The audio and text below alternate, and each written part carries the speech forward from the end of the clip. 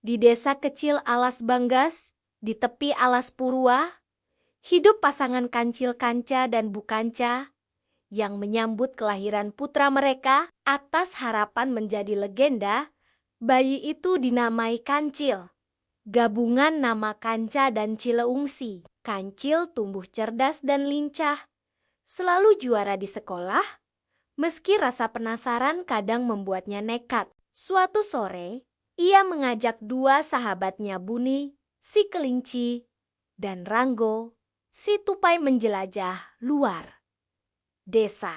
Peringatan tentang kelompok kera, Gorilizer, diabaikan hingga mereka dikepung dan berhadapan dengan Raja Kung, gorila bermata satu yang tersohor. Kancil menantang dan mengusulkan taruhan.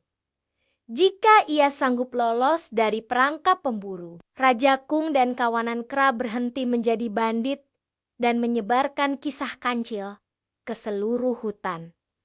Tantangan disetujui. Dipandu anak buah Kong, Kancil sengaja memicu jerat di pinggir hutan dan tergantung terbalik. Saat berpikir cepat, seekor merpati teman sekolahnya datang mengikuti rencana Kancil.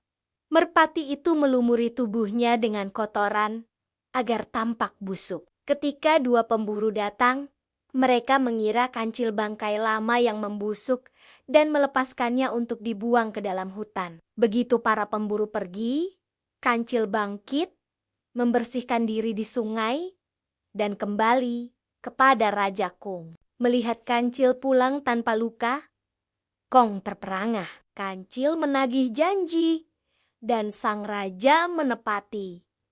Berhenti menjarah dan menyebarkan kisah tentang Kancil ke pelosok hutan. Kancil, Buni, dan Ranggo pulang ke Alas Bonggas.